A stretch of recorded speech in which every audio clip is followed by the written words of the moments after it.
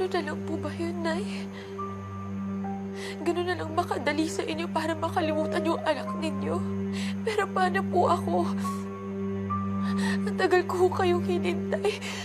Ang tagal ko kayong hinanap. Kalimutan mo nang may nanay ka. At huwag mo nang ipagpilitan sa akin, balikan ko ang buhay kung matagal ko nang tinalikuran. At kapag ito nalaman ni Paco, at sino mo may kaugnayan sa kanya, hindi kita mapapatawad, Alina. Mami! Mami, nandito lang pala kayo. Kanina pa kita hinahanap. Let's go! Basaan mo na ako ng book. Mami? What's wrong? Bakit ka umiiyak?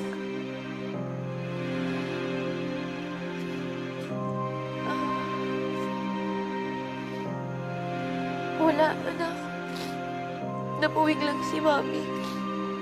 Kawawa naman ang mami ko. Halika, punta tayo sa kwarto mo.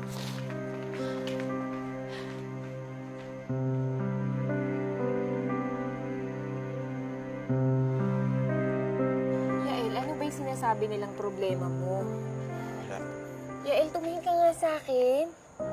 Kilalang kilala kita. Alam ko may problema ka. Pwede ba? Huwag mo nang i-deny. Wala nga. Akala ko ba wala tayong sikreto? Akala ko walang lihiman. Lahat kailangan alam natin. Tapos ngayon, may problema ka, hindi mo sasabihin sa akin. Sherry, wala nga. Wala nga akong problema. Ba't ba ang kulit mo? So nagagalit ka sa akin? Kulit mo kasi.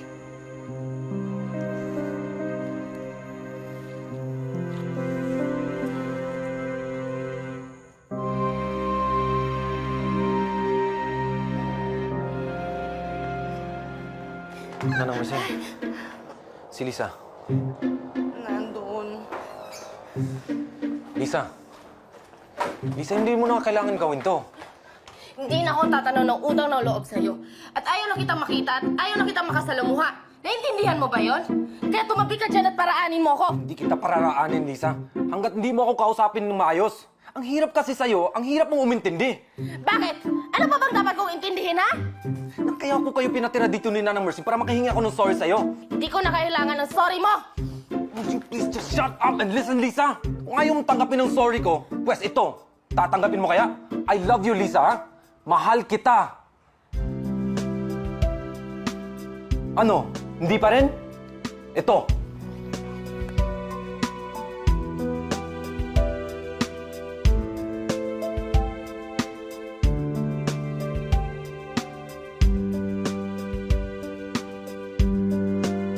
Okay, sige. Bukas na lang natin pag-usapan to sa opisina. Alright? Bye.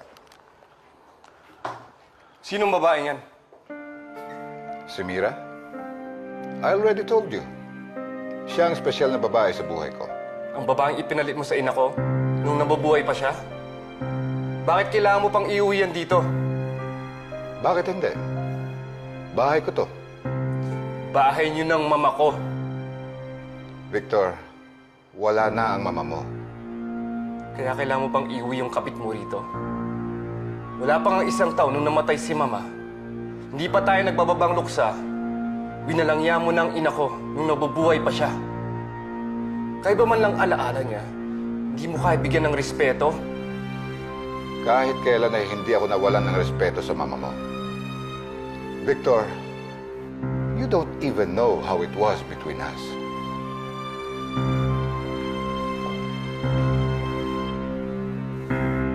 And they lived happily ever after. Thank you, Mommy. I love you, Mommy. Good night. Sofia, anong naramdaman mo nung hindi kita tinanggap bilang anak? Siyempre, Mommy. Nasaktan ako. Nagalit ka ba sa akin? Hindi po. Bakit naman po ako magagalit sa inyo?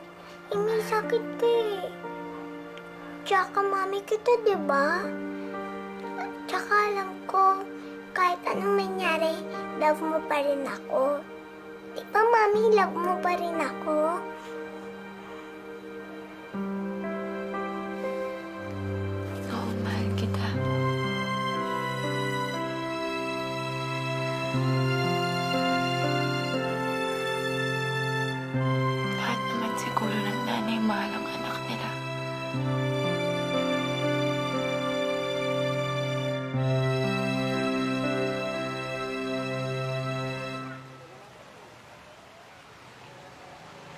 Alina? Alina?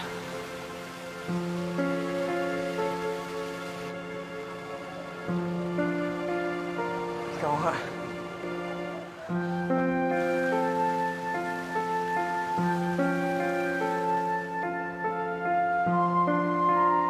Buhay ka, Alina.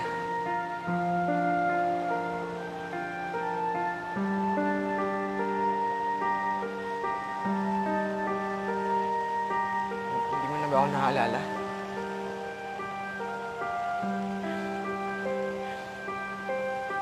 Ito.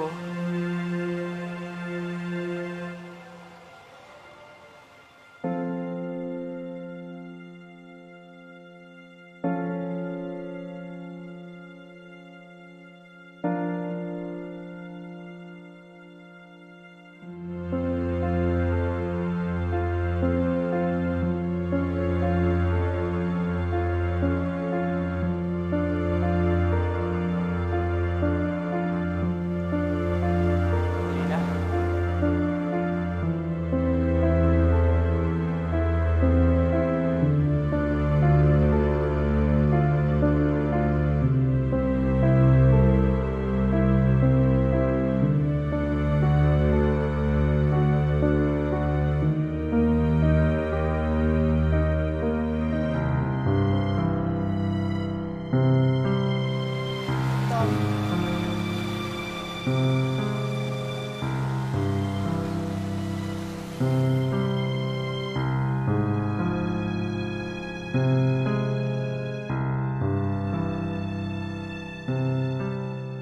Alina? Dominic.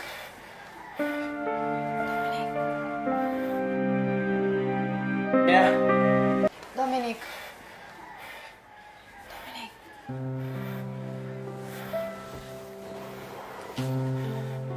Nananaginip ka.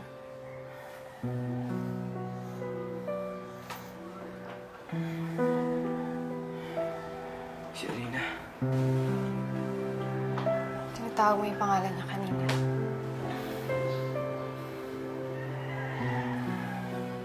Sige na, matulog ka na, maaga ka pa ulit bukas.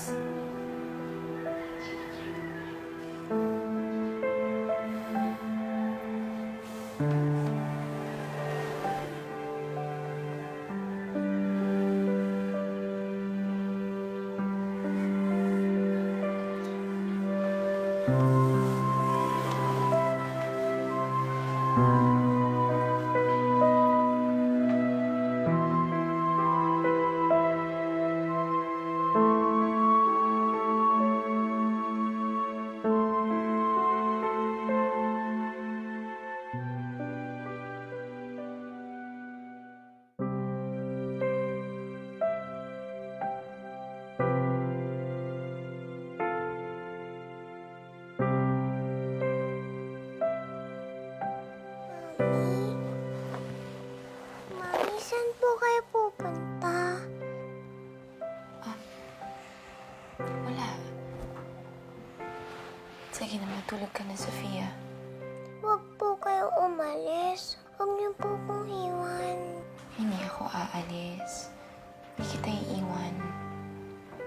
Sige na, matulog ka na ulit.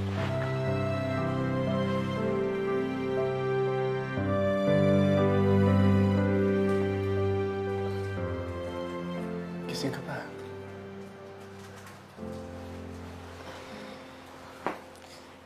Pinatulog ko kasi si Sofia eh.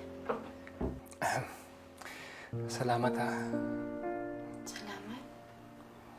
Salamat sa pagpaalaga mo sa anak ko. Sa pagpayag mo na kilalanin ka na ina niya. Sana nga magantihan ko yung mga magagandang ginagawa mo sa kanya. Huwag ka mag-alala, Alina. Ipagpapatuloy natin paghahanap sa nanay mo. So, good night na.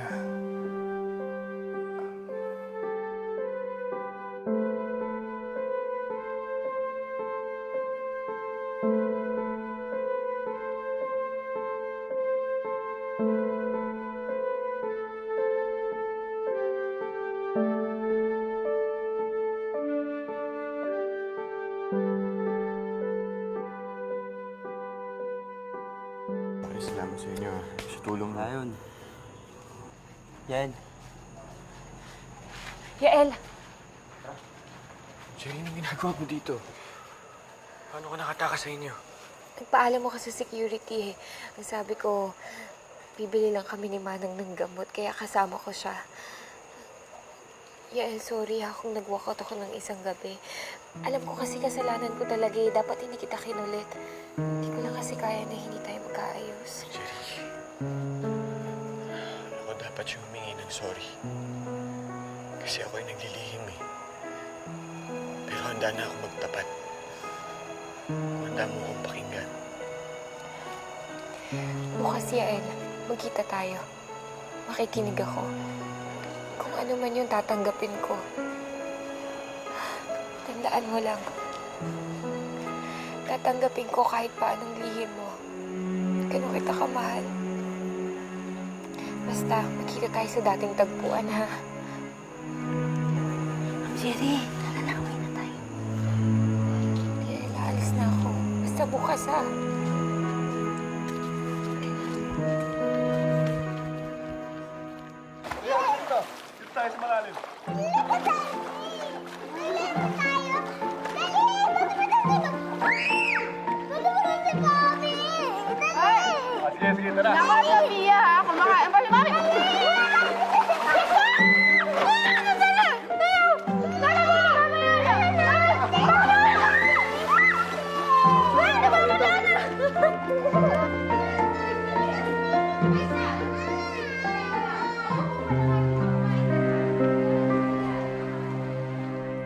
Noon pa man ay alam kong hindi tayo pwedeng magsama sa iisang bubong. Isa lang sa atin ang dapat matira sa bahay na to. At ako yun, Alina.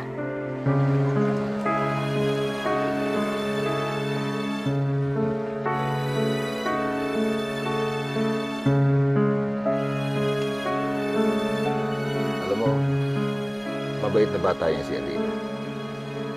Sayang nga lang at ganyan ang nangyari sa kanya. But I hope soon na tuloy nang bumalik ang kanyang alaala. Kung minsan, mas maganda ng manatiling nakatago ang alaala.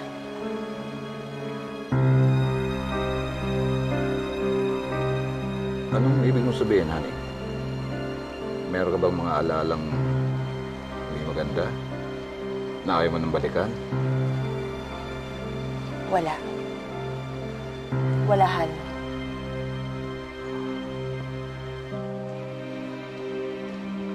Hanggang kailan siya mananatili dito? Sino, si Alina?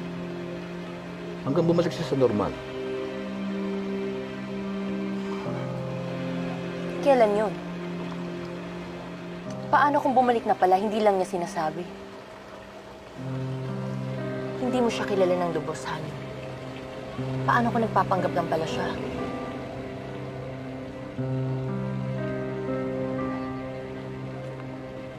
Sigurado akong mabait siya talaga. Walang taong kayang magpanggap ng ganyang katagal. At alam kong totoo ang mga pinapakita niya. Oh, I better go to the office now. Uuwi rin ako ng maagahan. And make yourself at home, okay? See you.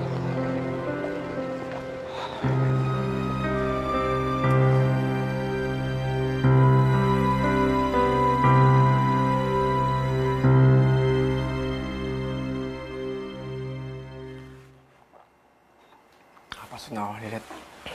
Sandali.